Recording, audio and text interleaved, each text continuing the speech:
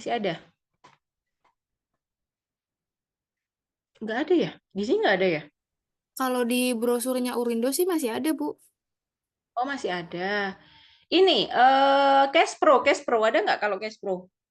Pro juga ada. Oh, Cash Pro ada. Oke, ya tinggal dibuka apa enggaknya aja sih, tergantung jumlah mahasiswa. Bentar ya, minum dulu. Oke, jadi ini tadi, slide saya sudah terlihat? Sudah, Bu. Belum. Oke. Baik, teman-teman, ini mata kuliah kita seperti yang tadi sudah saya jelaskan di awal, gambaran secara umumnya sosioantrokes itu seperti apa. Dan kita coba lihat, ini dia. Ini adalah topik yang akan saya sampaikan selama 1 semester ke depan. Mungkin akan apa ya istilahnya? Sebagian besar untuk teman-teman yang sudah belajar sosiologi seharusnya sudah pernah mendapatkan topik ini. Cuma nanti kita akan coba kaitkan dengan kesehatan masyarakat gitu. Jadi basic teorinya kita pahami dulu, nanti misalnya ada teori ini, teori itu gitu ya. Lalu nanti kita coba kaitkan dengan kondisi yang ada di lapangan itu seperti apa. Karena kan kita misalnya nih ada datang ke puskesmas, kita ngadepin orang yang penyakitnya sudah parah karena sebelumnya dia tidak pernah berobat ke dokter, tapi dia selalu berobat ke alternatif dan segala macamnya, atau mungkin ke dukun dan segala macamnya. Nah, kita nggak bisa tuh serta-merta datang langsung menyalahkan bapak sih nggak pernah periksa ke dokter, jadinya penyakitnya parah kan segala macam atau kayak gimana? Apa nak? Iya udah habisin rumah mamanya. Iya. Jadi apa namanya, kita nggak bisa tiba-tiba orang datang penyakit udah parah kita ngejudge dia segala macam. Yang ada apa efeknya? Yang ada adalah dia jadi semakin tidak percaya dengan petugas kesehatan karena dia akan, ih aku datang-datang udah dijudge gini gitu nggak mau dokternya galak, susternya galak, ininya administrasinya galak segala macem gitu.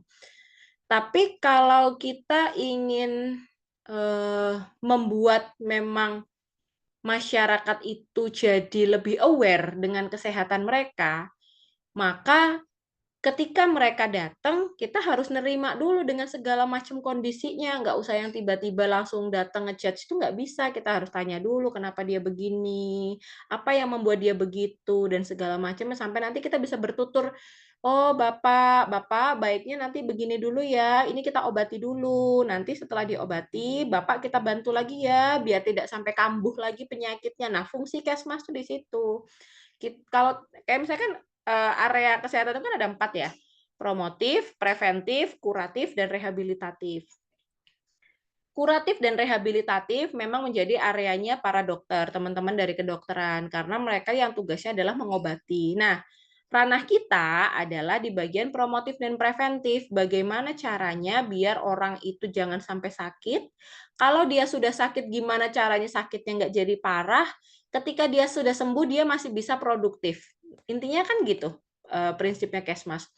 Apakah dokter tidak bisa mengedukasi? Ya boleh, tapi kan targetnya dokter ini perorangan, akan sangat menghabiskan waktu untuk seorang dokter mengedukasi segitu banyak masyarakat. Nah, tugas kita lah yang akhirnya mengambil alih edukasi kepada masyarakat seluas mungkin.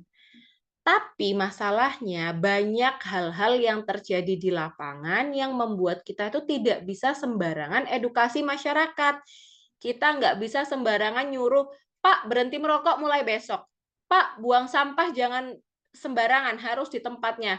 Mbak, ibu nggak boleh makan banyak-banyak, ibu harus diet. Kalau nggak ibu akan sakit ini itu. Nggak bisa.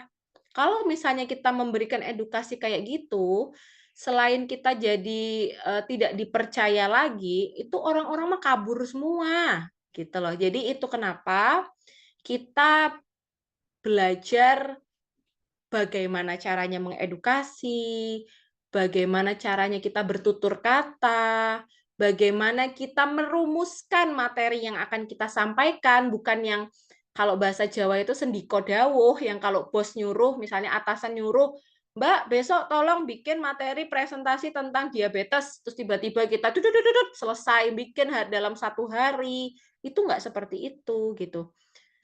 Kita perlu yang namanya nanti kalau teman-teman belajar lebih dalam lagi, ada banyak step, ada banyak langkah yang harus kita lakukan sebelum sebuah materi edukasi itu jadi.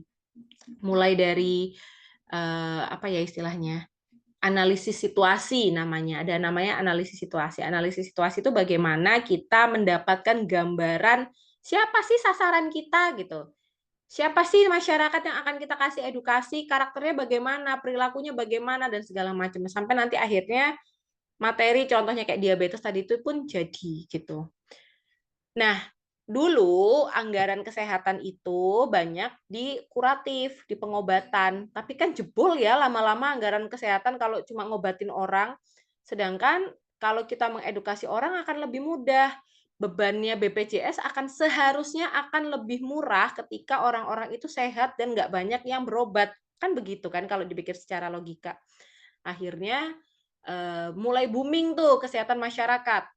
Bahkan sekarang kesehatan masyarakat menjadi salah satu jurusan favorit. Yang dulu zaman saya ke bawah itu tidak menjadi inceran atau bahkan dikatakan sebagai buangan anak kedokteran gitu ya. Sekarang banyak kok yang memilih Kesmas ini jadi pilihan nomor 1 ketika ujian masuk perguruan tinggi kayak gitu. Artinya apa? Artinya paradigma kita sudah mulai berubah dari yang dulunya itu kita mikir gimana caranya orang itu bisa sembuh, sembuh dan sembuh. Sekarang kita udah mikir gimana caranya ya biar aku itu bisa bantu orang, biar orang itu nggak sampai sakit kayak gitu. Nah, kayak tadi saya sampaikan banyak poin-poin yang harus kita pelajari sebelum kita turun ke masyarakat. Kayak misalnya deh, kalian diajar oleh dosen yang duduk manis, diam, pakai mikrofon, melihat slide dibandingkan dengan dosen yang bergerak, berjalan-jalan, lalu interaktif. Kalian lebih suka diajar dosennya pertama atau kedua? Yang duduk atau yang jalan-jalan dan interaktif? Kedua sih Bu, kayak Kedua. Pak Tamingan kalau lagi offline tuh dia interaktif banget sama mahasiswa. Nah, interaktif. Artinya apa? Kita itu sebetulnya di samping misalnya kalau dosen jalan-jalan tuh kita jadi nggak bisa ngapa-ngapain ya kalau dosen dosen duduk diem kan kita di belakang bisa sambil main HP, bisa sambil nonton film bahkan. Tapi kalau dosen interaktif tuh mungkin kita jadi agak takut, agak deg-degan mau ngapa-ngapain. Tapi di satu sisi kita jadi lebih punya fokus untuk mendengarkan apa yang disampaikan oleh dosen itu. Nah, ini pun berlaku ketika nanti teman-teman turun ke lapangan, teman-teman jadi seorang promotor kesehatan misalnya, atau misalnya nanti ada yang mau jadi petugas K3, karyawan K3, mau nggak mau kan harus mengedukasi si pekerjanya. Contohnya paling segampang aja, gimana cara mereka mau pakai APD ketika di proyek. Itu kan nggak yang Pak, besok pakai APD. Nyatanya apa? Banyak loh ketika ini ya, cerita dari teman-teman mahasiswa MPBL itu selalu masalahnya adalah karyawan tidak mau menggunakan APD. Itu selalu muncul di setiap proyek dimanapun mahasiswa itu melakukan PBL. Artinya apa? Mengedukasi orang itu tidak semudah itu, teman-teman. Kalau edukasi itu gampang, wah udah nggak banyak, nggak mungkin ada perokok, nggak mungkin ada orang yang buang sampah sembarangan sampai banjir, nggak mungkin orang itu setiap hari makan fast food, nggak mungkin. Kalau edukasi itu gampang. Nah, peran kita inilah yang gimana caranya kita mengedukasi dengan sesuai dengan kebutuhan mereka. Nah, materi sosioantrokes inilah yang bisa kita pelajari bareng-bareng. Kita belajar bagaimana seseorang berperilaku, bagaimana nanti kita setelah UTS akan belajar tentang antropologi, bagaimana sebuah budaya itu bisa sangat berpengaruh terhadap perilaku seseorang. Kayak Kayak gampangnya, ya tadi kan saya tanya, kenapa pada mau masuk Urindo? Pada bilang kan direkomendasikan oleh keluarga, direkomendasikan oleh ya tante, ayah, dan segala macam. Artinya apa? Segitu pentingnya loh omongan orang tuh buat kita gitu kan. Nah, jadi orang itu berperilaku sangat dipengaruhi oleh sekitarnya gitu. Jadi kalau kita harapan saya setelah teman-teman keluar dari mata kuliah ini, lulus mata kuliah ini, teman-teman jadi mulai terbuka pikirannya bahwa apa yang kalian lihat di lapangan tidak selalu karena masyarakat itu tidak tahu dan mungkin tanda kutip terkesan bodoh gitu ya. Misalnya orang buang sampah sembarangan, bukan berarti dia nggak tahu dampaknya buang sampah sembarangan itu apa. Lalu kita kasih edukasi bahaya tentang membuang sampah sembarangan. Kita ngelihat orang masih ngerokok, bukan berarti orang yang ngerokok itu selalu karena dia nggak tahu dampaknya itu apa. Justru perokok itu bisa dibilang orang yang paling tahu dampak merokok itu buat mereka apa. Tapi apa? Mereka masih tetap ngerokok. Artinya permasalahannya itu tidak selalu hanya sampai pada permukaan aja, bukan sampai pada tahap apa namanya, orang nggak tahu, kita kasih edukasi bahaya-bahayanya tuh enggak. Bisa jadi kalau nanti kita belajar antropologi, setiap benda itu juga punya nilai terhadap masyarakat. Ya contohnya kayak rokok tadi. Kalau kita ngelihat rokok hanya sebagai sebuah alat untuk dihisap dan memberikan dampak positif persepsi perokok gitu ya, menurut persepsi perokok, tetapi fungsi rokok di kelompok masyarakat itu bisa bermacam-macam. Dia bisa sebagai menunjukkan simbol dari solidaritas. Dia bisa menunjukkan simbol kekeluargaan dan segala macamnya. Jadi orang mengedukasi orang misalnya Kesmas ya, seorang SKM mengedukasi Bapak gimana caranya bisa berhenti merokok gitu. Itu nggak melulu kita harus mengedukasi bahaya perokok ini itu dah khatam mereka. Tapi kita bisa kasih sudut yang lain. Misalnya dari segi ekonomi, bagaimana ketika seorang perokok itu bisa menghemat berapa puluh juta misalnya untuk membeli sesuatu tanpa dia merokok. Terus atau misalnya kita ambil dari simbol solidaritas gitu ya. Gimana caranya kita mengedukasi mereka bahwa solidaritas itu tidak harus selalu dari rokok, tapi dari yang lain-lain segala macam. Tapi pun itu nanti akan banyak tahapannya, nggak cuma kita bikin materi satu malam lalu besok perilakunya berubah, tuh nggak seperti itu. Gitu ya, jadi semoga setelah mata kuliah ini teman-teman jadi semakin terbuka dengan perilaku yang ada di sekitar kalian, dan kalian jadi lebih bijak. Iya, harus lebih bijak untuk merespon perilaku orang lain. Kenapa temanku seperti ini? Kenapa orang itu seperti itu? Kenapa dia masih berperilaku yang nggak sehat dan segala macamnya kayak gitu. Oke, untuk penilaiannya ini masih sama dengan mata kuliah yang lain. Untuk UTS UAS saya akan selalu menggunakan esai, teman-teman. 5 sampai 7 nomor aja. Ya mungkin mentok-mentok 10 lah ya, yang artinya itu teman-teman silahkan menceritakan dan memberikan jawaban sesuai apa yang teman-teman pahami. Mungkin saya wanti-wanti dari sekarang gitu ya, kalau nanti mengerjakan soal ujian, kerjakan aja sebisanya, sebisa mungkin sepaham teman-teman gitu. Nggak perlu tanya sini, tanya situ gitu. Kenapa? Karena jawaban yang sama itu akan sangat terlihat gitu. Apalagi ini mahasiswanya cuma sedikit ya. Orang yang 50 mahasiswa aja masih kelihatan, apalagi ini yang cuma 17 mahasiswa gitu. Jadi akan sangat terlihat. Mungkin kemungkinan besar nanti ujiannya akan offline untuk yang teman-teman karena kelas reguler tuh masih dikasih offline. Kalau yang kelas pilihan tuh masih ada pilihan ujian online sih setahu saya. Tapi nggak tahu deh semester ini gimana. Lalu tugasnya ini adalah proporsinya 20%. Untuk sementara sih saya bisa bilang tugas yang kemungkinan besar adalah tugas individu, tapi nanti akan ada tetap presentasi di akhir perkuliahan gitu ya. Nah, ini yang urgent nih, berkaitan dengan absensi dan keaktifan. Kenapa saya masukkan ada 2 poin, absensi dan keaktifan?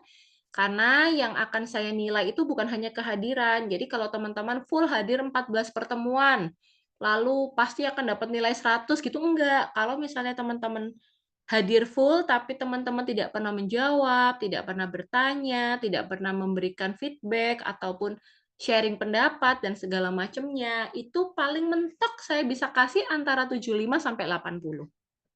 Sisanya adalah keaktifan. Semakin aktif, 1 kali aktif itu ada poinnya. Nanti keaktifannya di total tuh ada berapa kali. Nah, kalau sering ya bisa sampai 100. Tapi kalau enggak ya apa namanya, ya cuma berapa, 80 mungkin kayak gitu. Ya walaupun 80 A sih, tapi kan kalau nilainya semakin tinggi, dibuat nilai total kan akan lebih ini ya, lebih gampang untuk bisa dapat nilai A. Sebetulnya di kelas saya untuk dapat nilai A itu nggak gampang, nggak susah beneran deh. Coba tanya Mas Muammar Kadafi, rata-rata teman-temannya pasti banyak tuh yang dapat nilai A. A Iya, atau B itu gampang saya ya kan. iya. Saya nggak bukan dosen yang pelit nilai kok. Saya juga pernah jadi mahasiswa, saya juga tahu bahwa nilai itu sepenting itu untuk mahasiswa dan segala macamnya. Tetapi saya akan sangat menghargai ketika teman-teman mengerjakan itu satu kayak tadi, mengerjakan sendiri, mengerjakan sebisanya. Jangan sampai ada nomor yang bolong deh. Kalau ada nomor yang bolong nggak ada isinya tuh udah saya pasti kasih nilai 0. Tapi kalau ada nilai ada 2 kalimat, 3 kalimat aja udah ada poin kok itu walaupun jawabannya salah kayak gitu ya. Terus ya itu tadi, oh ya berkaitan dengan absensi, karena kita perkuliahannya adalah online, maka yang akan saya hitung sebagai kehadiran adalah yang on cam. Ya, jadi on cam di kelas online saya menjadi sebuah kewajiban. Kenapa Bu wajib? Gimana kalau ada gangguan dan segala macam? Kelas kita ini kan rutin ya setiap hari Selasa, maka kalau merasa lokasinya sinyalnya nggak oke, silahkan agak effort sedikit ya, mungkin nongkronglah di mana untuk sejam doang, sejam setengah doang gitu. Atau apa namanya, ya gimana caranya lah teman-teman mengikhtiarkan agar bisa tetap berkuliah dengan on cam gitu. Kenapa? Karena ini pengalaman dari beberapa tahun yang lalu, awal-awal awal-awal pandemi itu kan online full ya. Nah, saya kayak ngomong sendiri, nggak ada yang on cam. Ya ampun, sedih banget itu. Jadi bener-bener nggak ada yang on cam, full semuanya off cam, dan sangat hasilnya terlihat di saat ujian. Jawabannya seng kemana-mana. Nah, ini kan jadinya, ini apa yang salah gitu ya. Kayaknya saya ngajarnya udah full effort gitu, setidaknya apa yang sudah saya pahami saya sampaikan semua gitu. Saya cukup pede kelas saya nggak yang terlalu ngebosenin yang gimana-gimana banget deh, kayak gitu-gitu. Tapi kok mahasiswa jawabannya masih begini ya, jadi saya evaluasi, coba buat on cam. Waktu itu saya belum mewajibkan, tapi sudah menyarankan. Nah, lumayan ada perbaikan tuh, mahasiswa yang sering masuk dan on cam terus, hasilnya lebih bagus dibandingkan mahasiswa yang off cam. Nah, semakin ke belakang, akhirnya saya mewajibkan dah on cam semua. Kalau misalnya nggak bisa laptopnya pakai HP, nggak mungkin sekarang HP-nya kameranya nggak nyala, itu nggak mungkin. Semuanya HP-nya pasti udah canggih-canggih, iPhone lah semuanya pasti udah kameranya bagus-bagus. Nggak harus yang bagus gimana banget kok, yang penting wajah teman-teman terlihat gitu ya. Kalau mau disambi makan, disambi minum silahkan. Yang penting teman-teman kita bisa sama-sama belajar bareng-bareng. Oke, sampai sini ada yang mau ditanyakan dulu terkait dengan sistem perkuliahan kita?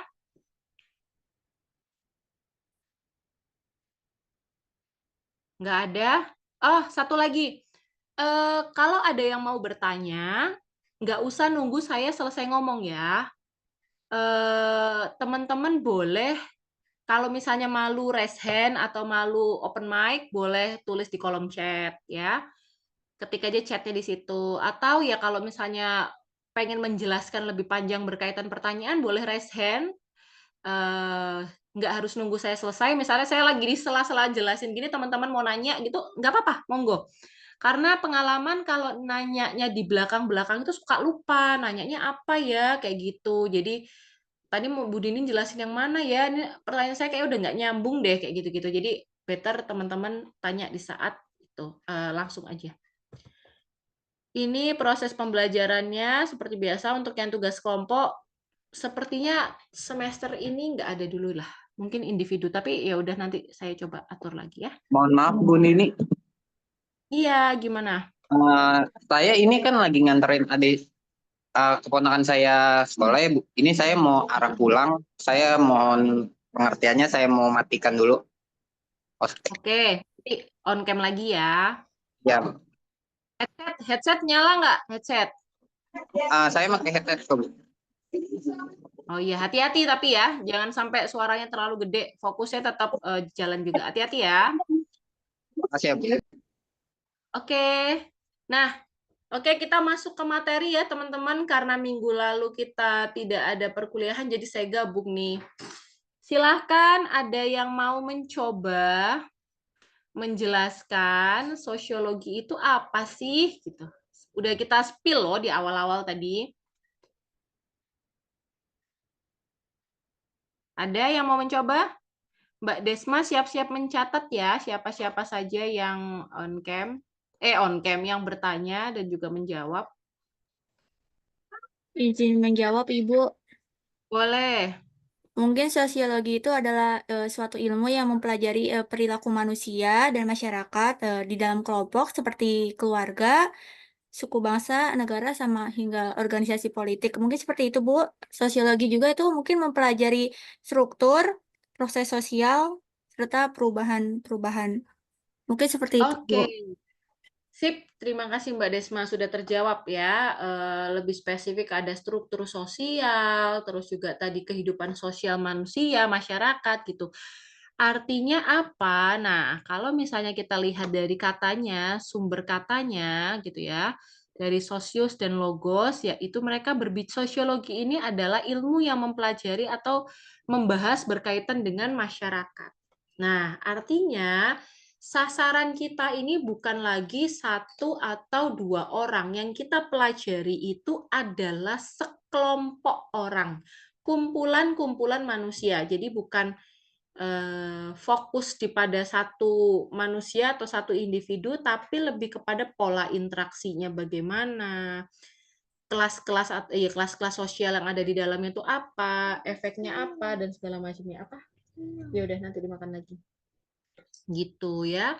Jadi nanti sebelum UTS ini kita akan lebih banyak membahas sosiologi, setelah UTS nanti kita akan lebih banyak membahas antropologi. Tapi kita usahakan selalu dikaitkan dengan Kesmas dan apa yang bisa kita lakukan setelah kita lulus nanti, kayak gitu. Ini secara penjelasan garis panjangnya, garis panjang. Maksudnya penjelasan detailnya lah ya, menurut beberapa ahli, menurut Parsudi Suparlan, dan juga menurut Pitirim Sorikin.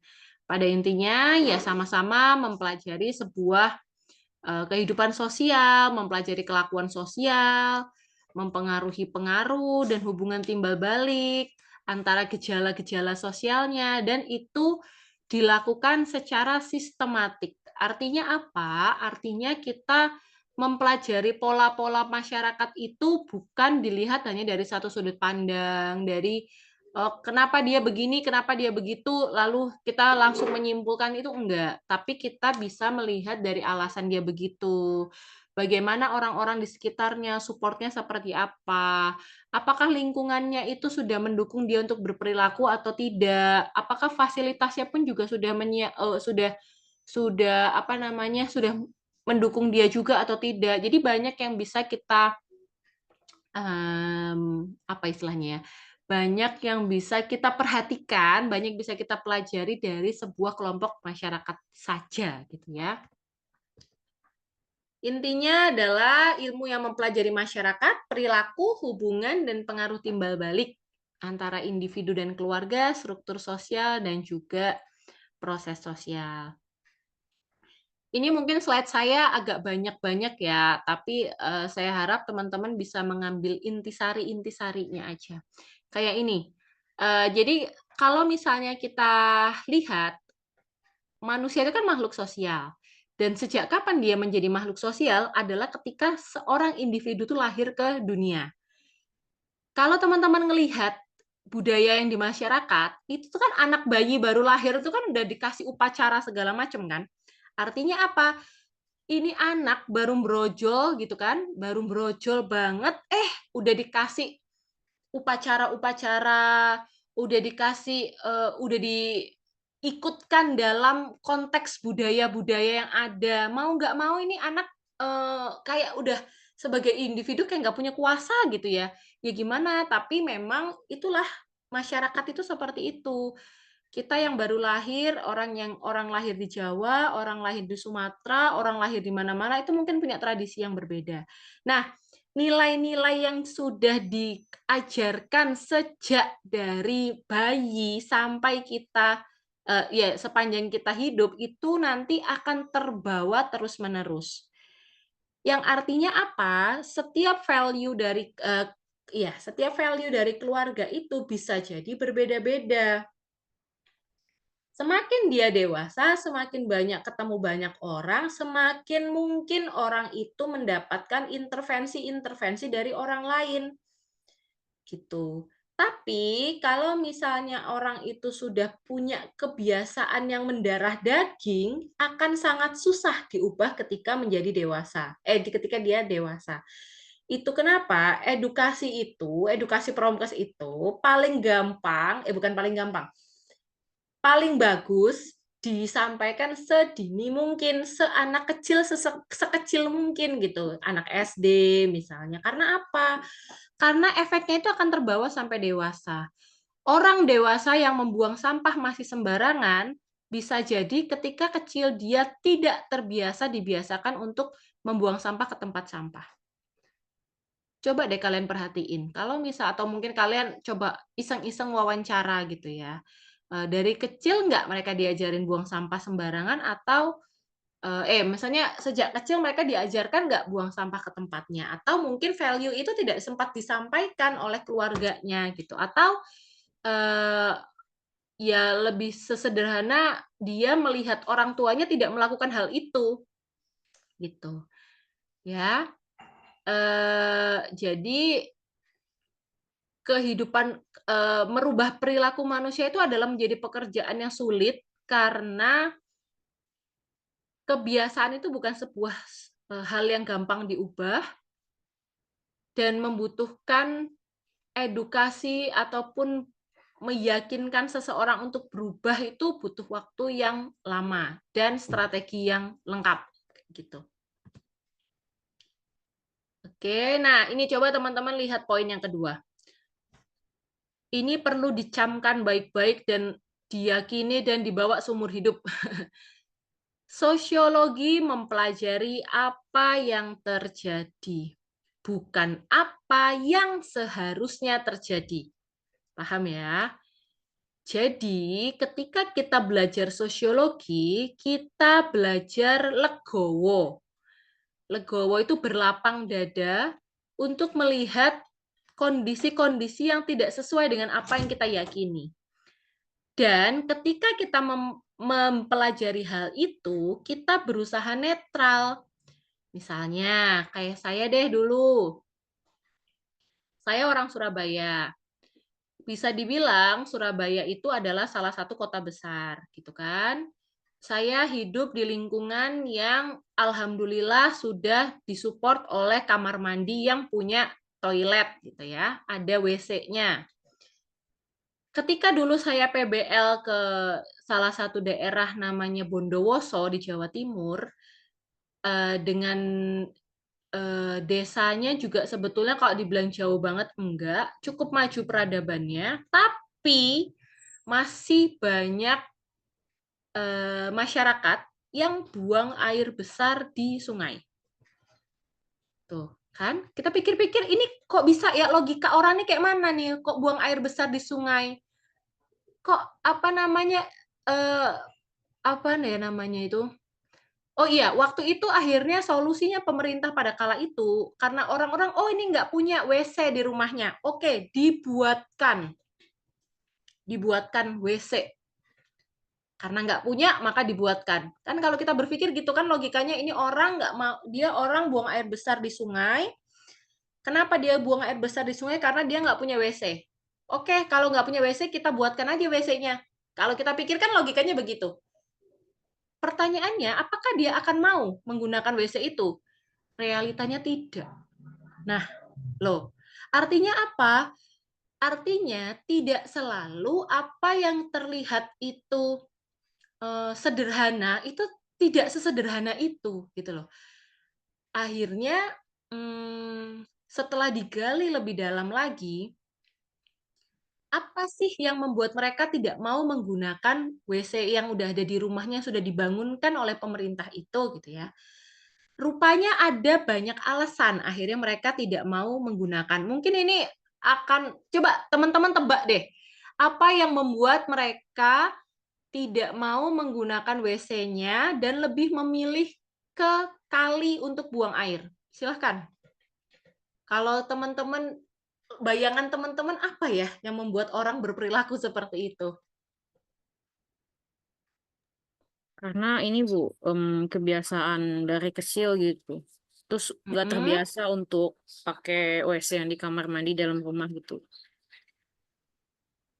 Betul, salah satunya itu kebiasaan dari dulu, terus tiba-tiba harus berubah. Bisa, terima kasih Mbak Yasmin. Ada lagi mungkin? Salah. Apalagi? Izin menjawab, Ibu. Boleh. Mungkin kurang kesadaran dari pentingnya sanitasi itu dampak buang air besar sembarangan tuh. Jadi dia belum tahu kalau pentingnya dari buang air besar itu.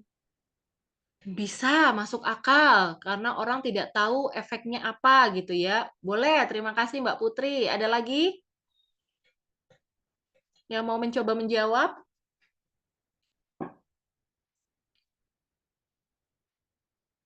Oke, dua hal itu adalah hal yang paling masuk akal untuk kita ya. Satu, karena dia belum terbiasa, tidak nyaman, itu masuk akal. Dan yang kedua adalah betul, karena bisa jadi dia belum paham tentang sanitasi. Jadi kalau ketika mereka tiba-tiba dibikinkan, ya solusinya, apa namanya, masalahnya bukan itu. Mereka tuh bukan butuh WC-nya gitu. Ternyata apa teman-teman? Setelah kita telusuri lebih lanjut, ada beberapa hal yang membuat mereka tidak mau menggunakan. Pertama, seperti yang tadi disampaikan Mbak Yasmin, tidak terbiasa. Akhirnya karena tidak terbiasa itu mereka bilang, itunya nggak keluar kalau misalnya saya buang air di WC gitu. Kenapa? Karena mereka terbiasa buang air besar itu di kali yang akhirnya, mohon maaf ya, bagian bawah itu kan menyentuh air di kali. Nah, itu kan ada rasa dingin itu merangsang untuk perut mengeluarkan lebih cepat. Nah, ketika di WC kan nggak kena air tuh kan. Jadinya mereka menganggap bahwa ketika di WC itu nggak bisa keluar. Padahal mereka hanya saja tidak mendapatkan sensasinya yang ketika mereka ada di kali gitu. Itu yang pertama. Yang kedua, alasannya ini lebih membagongkan ya istilahnya kalau anak sekarang ya. Kalau buang air besar di iya nanti. Kalau buang air besar di WC itu kan sendiri-sendiri tuh. Mereka nggak bisa ngobrol. Bayangkan. Jadi tuh itu kan sesuatu yang tidak sempat kita pikirkan, yang sesuatu yang ketika orang berubah perilakunya, ada poin-poin yang akan hilang dalam hidupnya. Lah ini ketika misalnya orang nggak punya WC, terus dikasih WC, itu tuh bukan masalahnya di nggak punya WC-nya, tapi ada sensasi buang airnya, sensasi ngobrol sama tetangganya ketika buang air. Jadi kotor-kotor. Jadi apa namanya, unsur-unsur itu yang tidak atau belum terakomodir sehingga perilaku masyarakatnya belum berubah. Nah, kayak gitu loh. Jadi kayak tadi balik lagi ke poin 2, kita mempelajari apa yang terjadi, bukan apa yang seharusnya terjadi. Kalau kita mempelajari apa yang terjadi, maka kita bisa melihat banyak kemungkinan kenapa orang bisa berperilaku ABCD. Tetapi ketika kita mindset-nya adalah kalau nggak punya WC, harus dikasih WC, maka kita harus bikin tuh bangunan yang ada WC-nya. Itu kan apa yang menurut kita harusnya begitu kan. Tapi ternyata enggak. Itu bukan menjadi sebuah solusi. Akhirnya apa? WC-nya mangkrak sampai saya datang itu apa namanya ditumbuhin rumput-rumput gitu loh. Jadi udah kayak semak belukar gitu. Jadi biasanya bahkan hampir nggak kelihatan. Saking nggak pernah dipakainya. Kayak gitu. Jadi balik lagi kalau kita mau melihat perilaku masyarakat, kita ingin cari tahu akar penyebab masyarakat itu berperilaku A, B, C, D, maka kita perlu gali sedalam-dalamnya dengan berusaha mendengarkan apa yang mereka rasakan, apa yang mereka pikirkan, mereka hadapi, dan segala macamnya tanpa kita mengintervensi mereka dengan menyampaikan, loh Pak, bukannya harusnya begini ya? Loh Bu, itu kan salah, gini, gini, gini, gitu. Itu nggak boleh. Kalau misalnya nanti kita belajar tentang sosioanthropos gitu ya. Nah, ini yang poin nomor 3. Hal yang membedakan sosiologi dengan ilmu kesehatan ilmu sosial lainnya adalah sosiologi berupaya untuk mengetahui sisi hubungan yang terjadi di masyarakat, bukan hanya fakta yang tampak. Ya, kayak tadi tuh, fakta yang tampak apa? Orang buang air di WC karena faktanya mereka tidak punya WC. Jadi nggak hanya itu, tapi menekankan pada interaksi antar individu. Nah, ternyata pola perilakunya itu di sana sangat solid. Mereka itu kemana-mana itu selalu bareng. Pokoknya solidaritasnya tinggi lah, kekeluarganya tinggi di wilayah tersebut. Jadi itu yang perlu diperhatikan. Adek, no. Gitu ya. Oke, ini mungkin sekilas sejarah sosiologi kesehatan. Jadi zaman dulu itu belum ada istilahnya sosiologi kesehatan. Baru ada namanya sosiologi medis. Itu pun juga awal mulanya karena ya dokter-dokter tuh merasa ini penyakit itu pasti ada penyebabnya. Nah, akhirnya pola persebarannya itu dilihat dari lingkungan, dilihat dari perilaku masyarakatnya dan segala macamnya. Akhirnya muncullah sosiologi kesehatan, fokus ininya. Oke, ini saya skip aja ya. Nah, istilah sosiologi kesehatan itu nanti akan ada jadi 2, sosiologi mengenai kesehatan dan sosiologi dalam kesehatan. Kalau sosiologi yang mengenai kesehatan, dia prinsipnya adalah temanya doang nih yang kesehatan, tapi fokusnya adalah bagaimana para sosiolog itu bisa mengembangkan teori atau konsep sosiologi yang baru atau ya konsep-konsep untuk melengkapi konsep yang sebelumnya. Jadi manfaatnya lebih kepada para sosiolog ya untuk gambaran pola perilaku manusia secara garis besar. Tapi kalau sosiologi dalam kesehatan itu justru untuk membantu kesehatan masyarakat. Adik-adik, tolong ambilkan minum, nak. Jadi bagaimana caranya kita menyelesaikan permasalahan kesehatan dilihat dari sudut pandang sosiologi. Kayak tadi tuh, masalah tentang WC doang. Iya, penuh. Makasih ya, nak ya. Jadi permasalahan WC, tapi kita melihat dari sudut pandang kesehatan, dari sudut pandang sosiologi, bagaimana pola interaksi masyarakatnya, bagaimana hubungan antar manusia di dalamnya, dan segala macam. Itu adalah bedanya. Iya, nak. Oke, ini contohnya seperti ini di slide ini, nanti mungkin teman-teman bisa baca sendiri. Nah, sekarang kita mengenal ada pendekatan dalam sosiologi. Ada 2 pendekatan. Pendekatan emik dan juga nanti pendekatan etik. Kalau pendekatan emik itu adalah bagaimana kita memandang sebuah permasalahan dari sudut pandang orang yang bersangkutan. Misalnya nih, saya berangkat ke dukun, gitu ya. Sebentar ya, minum dulu ya teman-teman. Oke, saya berangkat ke dukun. Kalau misalnya orang mau cari tahu kenapa saya berangkat ke dukun, otomatis orang itu kan harus nanya ke saya toh. Mbak Dini kenapa ke dukun? Apa yang membuat Mbak Dini itu suka ke dukun? Kenapa nggak percaya sama dokter? Nah, ketika kita mau menyelesaikan sebuah permasalahan yang agak unik gitu ya, orang yang berangkat ke dukun, orang yang percaya dengan mungkin benda-benda tertentu yang akan bisa menyembuhkan dan segala macamnya, mau nggak mau kita harus cari tahu dari orang itu kenapa dia berperilaku ini, apa yang dia percaya, bagaimana dan segala macam. Berbeda ketika kita melihat kebutuhan informasi yang lebih luas, maka kita bisa pakai pendekatan yang kedua, pendekatan etik. Itu kita membutuhkan orang lain untuk mengobservasi kenapa dia bisa berperilaku A, B, C, D gitu. Tetapi akan lebih baik ketika dua pendekatan ini digabung atau digunakan secara bersamaan. Jadi selain kita mendapatkan pendekatan sudut pandang orang yang bersangkutan, kita juga bisa melihat sudut pandang orang di luar lingkungan itu. Jadi kita bisa menyusun sebuah program kesehatan atau menyelesaikan permasalahan yang lebih spesifik permasalahannya gitu. Solusinya akan lebih spesifik gitu ya. Karena etik itu kita pakai orang lain, maka pendekatan etik bisa dibilang lebih objektif dibandingkan dengan yang emik. Karena kan apa yang orang rasa itu bisa beda-beda ya. Saya bilang ke dukun itu karena saya nggak percaya dokter. Tapi mungkin ada lagi orang yang bilang ke dukun itu karena dia ngerasa lebih ampuh obatnya. Atau mungkin ada lagi yang bilang ke dukun itu karena lebih murah dan segala macamnya. Itu kan subjektif, beda-beda. Tapi dari situ kita bisa melihat bahwa seseorang kemungkinan ke dukun itu karena apa-apa aja gitu. Tapi tidak bisa digeneralisir gitu loh. Jadi kalau studi-studi tertentu yang terutama menggunakan unsur emik gitu ya, pendekatan emik, itu dia tidak bisa digeneralisir dalam sebuah kelompok masyarakat yang lain. Kita meneliti di kelompok A itu tidak bisa kita pakai hasilnya di kelompok yang lain gitu. Tapi kita pakai studi emik itu untuk menjelaskan kenapa kelompok tersebut itu bisa berperilaku seperti itu gitu. Metodologi dalam sosiologi ini sebetulnya metodologi yang bisa dipakai di ilmu apapun. Yang pertama ada observasi.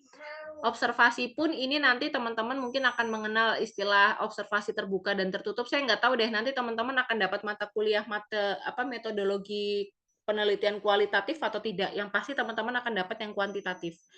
Kalau yang kualitatif nanti akan ketemu saya lagi insya Allah. Dan nanti akan saya jelaskan lebih detail lagi bagaimana penelitian secara kualitatif termasuk di dalamnya adalah observasi. Kalau di kuantitatif tidak pakai observasi biasanya. Jadi kalau yang pun pakai itu komponen observasinya akan berbeda gitu. Jadi observasi di kuantitatif dan kualitatif agak sedikit berbeda. Kalau kualitatif dia akan lebih dalam. Kalau mungkin di kuantitatif itu bisa pakai panduan checklist gitu ya. Checklist misalnya kayak keseling itu penelitian keseling. Ada nggak alat ini bersih atau tidak dan segala macamnya. Sedangkan kalau di observasi yang di kualitatif, misalnya kita mau mengamati perilaku satu manusia gitu ya, satu individu gitu. Kita bisa ngikutin tuh orang itu dalam kurun waktu tertentu.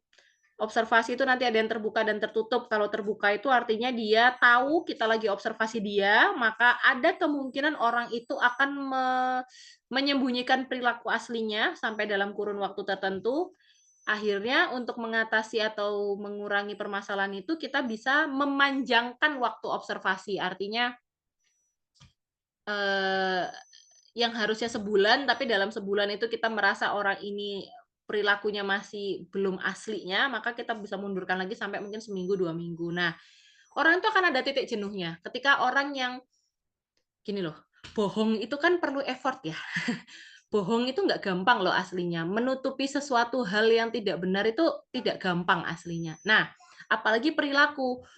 Kita yang tidak terbiasa duduk manis, pakai rok, span, duduk manis dalam kurun waktu yang lama, tapi karena pengen dilihat oleh calon mertua sebagai anak yang baik-baik, duduk manis, tidak pecicilan gitu ya, itu tuh akan ada masanya sampai kita akhirnya jengah sendiri dan akhirnya pada kurun waktu tertentu kita akan menunjukkan, ini loh Bu, saya tuh sebetulnya seperti ini loh, saya tuh nggak bisa pakai rok, saya ini orangnya begini, itu nanti akan ada sendirinya gitu. Nah, observasi di lapangan pun seperti itu gitu. Nah, bedanya dengan observasi tertutup, kalau observasi tertutup itu orangnya nggak tahu kita lagi observasi.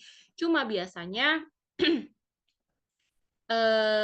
kelemahannya adalah ketika orang itu tidak tahu dan nanti akhirnya tahu, itu nanti bisa menimbulkan keributan di belakangnya gitu. Jadi nanti datanya jadi lebih susah lagi kita pakai apa tidak nih datanya kayak gitu.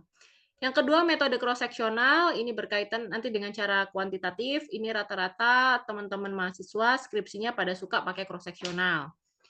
Ketiga, studi longitudinal, dan yang keempat adalah eksperimen lab dan lapangan. Ini observasi sekilas aja, Observasi harus cermat, tidak tergesa-gesa, dan penuh kehati-hatian. Jadi observasi itu nggak bisa kita yang batasin waktu, cuma 1 hari lah, cuma 2 hari lah, itu nggak bisa. Karena bisa jadi apa yang kita cari itu belum keluar di hari pertama. Harus bersifat tepat dan juga nanti dia harus objektif. Itu kenapa tadi seperti yang disampaikan, sosiologi itu melihat apa yang terjadi. Artinya, kalau misalnya nih teman-teman suatu hari nanti pengen melakukan observasi, misalnya lagi dalam kondisi patah hati, lagi berantem sama pacar, sama temen lagi, sama bestinya lagi nggak oke hubungannya, saran saya ditunda dulu. Kenapa? Energi kita itu lagi nggak oke, lagi nggak bagus. Ketika kita melakukan observasi, ada banyak hal yang mungkin akan terlewat. Kita lagi sedih nih, ya kita lagi sedih aja gampang ngelamun kan, kayak gitu loh. Jadi ketika kita lagi sedih ngelamun, ternyata apa yang kita cari itu lagi kejadian nih, tapi karena kita lagi ngelamun, kita jadi terlewat kejadian itu. Nah, seperti itu. Jadi pastikan ketika kita melakukan observasi, kondisi fisik mental kita sedang baik-baik saja, posisi kenyang, terus kita juga lagi nggak stres dan segala macamnya. Biar apa? Karena kita membutuhkan kepekaan indera, mata, telinga, itu harus lebih awas dibanding biasanya. Kita mata nggak boleh lepas, telinganya kita harus mendengar suara-suara sumbang-sumbang mungkin di sekitaran kita yang bisa mendukung materi tujuan kita dan segala macamnya itu ya. Observasi ilmiah dilakukan oleh pengamat yang terlatih dan bersyukurnya adalah ini itu bisa diasah. Jadi mulai sekarang PR-nya hari ini adalah amatilah kehidupan di sekitaran kalian. Coba deh kalian tentukan orang yang kalian pengen observasi. Misalnya ibu kalian, jam sekian sampai sekian itu rutinitasnya apa saja. Bagaimana respon dia terhadap aktivitas tersebut. Nanti dalam kurun waktu tertentu kalian cek apakah ada perbedaan atau tidak. Kalau misalnya tidak ada perbedaan, berarti bisa jadi itu adalah kondisi aslinya. Tapi kalau ada perbedaan, kalian jadi harus lebih peka. Apa ya membuat ibu saya jadi berubah di jam sekian sampai sekian? Apakah ada masalah dan segala macam? Itu nanti akan melatih kepekaan kalian. Ya misalnya punya pacar, ya udah coba pantau deh pacar kalian gitu kan. Gimana ini?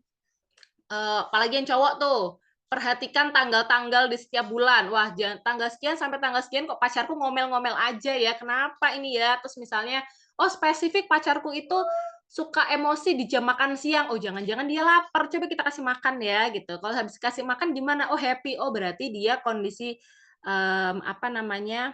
lapar, dia akan lebih suka marah gitu. Nah, kalau kalian udah peka terhadap hal-hal seperti itu, kalian jadi punya awareness yang lebih tinggi untuk menghadapi kondisi yang serupa. Jadi ketika next time kalian di rumah di jam sekian sampai sekian, kalian tahu ibu kalian hobi ngomel di jam segitu gitu ya. Ya jangan bikin perkara di jam itu. Yang ada kalian abis kena omel. Gitu juga sama pacar kalian. Udah tanggal sekian sampai tanggal sekian kalian udah observasi ini bakal ngomel di tanggal sekian. Ya jangan cari perkara gitu loh ya.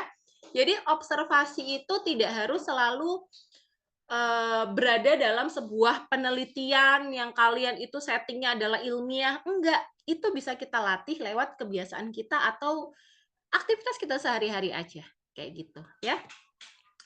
Ini peran sosiologi dalam praktek kesehatan, ya dia jadi ahli riset, jadi konsultan kebijakan yang kalau misalnya teman-teman lihat kemarin kabinet yang baru kan ada staf ini, staf itu, background pendidikannya ini, ada itu. Nah, itu kan tujuannya adalah sebetulnya bagaimana sebuah keilmuan itu bisa membantu pemerintah dalam menyusun sebuah kebijakan. Terutama misalnya kalau orang ekonomi ya sebisa mungkin adalah konsultannya orang ekonomi.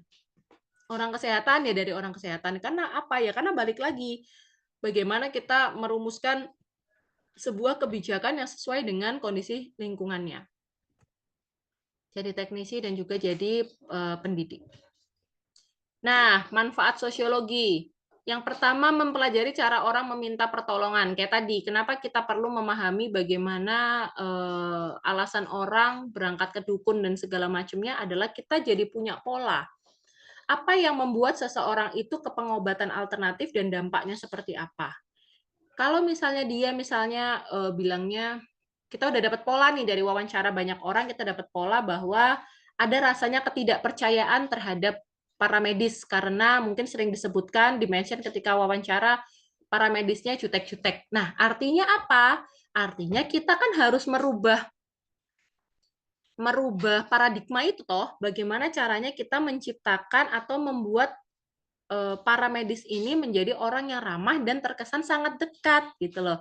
Biar apa? Biar orang itu tidak berangkat lagi ke dukun hanya karena dijutekin perawat, dijutekin dokter, dijutekin orang kesmas kan begitu. Jadi ketika kita sudah mendapatkan pola pengobatan orang dengan penelitian sosiologi tadi, kita jadi punya kebijakan harus ngapain dan targetnya mah sama, gimana caranya kesehatan masyarakatnya itu jadi meningkat begitu ya. Ini ada kesadaran sosiologis. Kesadaran sosiologis ini artinya bahwa orang itu ya kayak tadi deh, antara pasien dan dokter misalnya ya. Dokternya pakai mobil mewah, bajunya bersih, klimis banget, disetrika rapi banget, sepatunya mengkilat, rambutnya mengkilat, pokoknya semuanya serba mengkilat. Sedangkan pasiennya adalah pasien yang mungkin dari kelompok masyarakat menengah ke bawah, yang mungkin dia berangkat ke ke pelayanan kesehatan itu lusuh, kesannya lusuh ya, mohon maaf ya, bajunya mungkin ya apa adanya, pakai sandal jepit dan segala macem gitu ya. Namanya orang sakit kan biasanya udah nggak mikir pakaian kayak gitu-gitu kan. Nah, teman-teman perlu sadari, ketika kita berbicara dengan orang lain yang kita rasa jaraknya itu jarak sosialnya dengan kita terlalu jauh, kita tuh ada rasa minder. Pernah kan ngalamin kayak gitu, misalnya ngobrol sama temen yang, wih dia rumahnya di sampingnya Raffi Ahmad gitu ya, di Adara, yang duitnya tuh miliaran-miliaran gitu. Rasanya tuh kita mungkin ada rasa sungkan, mungkin seperti itu. Artinya kita sebagai, di sisi yang lain, sebagai petugas kesehatan, yang kita yang harus menyadari kondisi itu. Kenapa orang yang minder itu, atau orang yang merasa ada jarak dengan petugas kesehatan, dia akan cenderung lebih tertutup. Jadi nggak banyak yang bisa digali dari orang tersebut. Akhirnya apa? Akhirnya permasalahan kesehatannya nggak jadi selesai-selesai kayak gitu. Beda ketika kita mencoba memposisikan diri ya mirip-mirip lah sama dia. Bukan kita harus pakai baju lusuh banget, enggak. Tapi kalau dia kebanyakan, misalnya kita kerja di puskesmas yang pelosok gitu, ya udah kita jadi santai aja, nggak usah yang harus pakai jas dokter, harus pakai pin dokter misalnya, harus kita pokoknya rapi banget itu. Mungkin akan agak susah untuk masuk ke dalam masyarakatnya. Tapi kalau kita mencoba berpakaian lah, misalnya berpenampilan bukan sama kayak mereka, tapi ya misalnya sama-sama santainya, sama-sama bisa diterimanya, maka jarak psikologis, jarak sosiologis, dan yang lain-lain itu bisa diperkecil. Akhirnya mereka jadi lebih terbuka, mereka jadi cenderung mau mau ngobrol, mau menerima masukan kita, akhirnya apa? Masalah kesehatannya selesai gitu. Banyak loh orang sakit itu bukan butuh obat, tapi butuh didengarkan biasanya. Ya, oke. Materi saya sudah saya cukupkan aja materinya hari ini. Semoga materi hari ini bisa jadi pengantar untuk pertemuan-pertemuan selanjutnya yang mungkin ya masih ada teori-teori, terutama nanti mungkin di pertemuan ke-6 dan nanti setelah UTS ada 1 kali, itu mungkin banyak teori-teorinya itu ya, tapi teori-teori itu justru jadi dasar teman-teman untuk berperilaku. Ada yang mau ditanyakan dulu sebelum saya mengakhiri perkuliahan? Alhamdulillah nggak ada yang ketiduran. Semoga minggu-minggu depan juga nggak ada yang ketiduran ya. Oke, kalau misalnya ya. Masih pertemuan pertama masih semangat-semangatnya.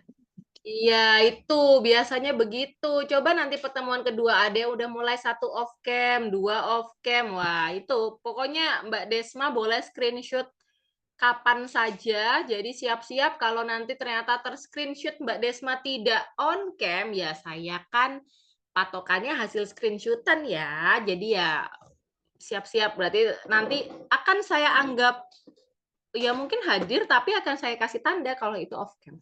Gitu ya. Karena kan saya nggak tahu itu beneran ada orangnya apa enggak. Jangan-jangan HP-nya aja nyala terus dia tinggal ke mall, ya serem amat dong. Kayak gitu.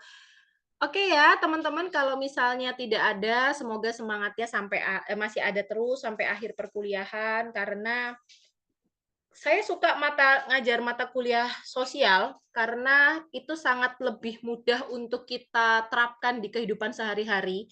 Nggak hanya untuk misalnya kesehatan masyarakat secara spesifik gitu ya, enggak, tapi kita jadi punya ilmu baru untuk, yaitu tadi saya sampaikan, lebih bijaksana memahami orang lain, bahwa orang berperilaku itu pasti ada alasannya. Jadi nggak yang kita itu jadi generasi itu nggak gampang ngejudge orang, nggak gampang nyebar hoax segala macam, karena kita tahu kenapa orang berperilaku A, B, C, D. Kayak gitu. Oke, kalau misalnya tidak ada yang mau didiskusikan lagi, saya izin mengakhiri perkuliahan. Sampai ketemu minggu depan. Sehat-sehat selalu semuanya. Assalamualaikum warahmatullahi wabarakatuh. Selamat siang semuanya. Waalaikumsalam warahmatullahi Terima kasih, wabarakatuh. Bu. Ya, makasih Bu. Makasih, Bu.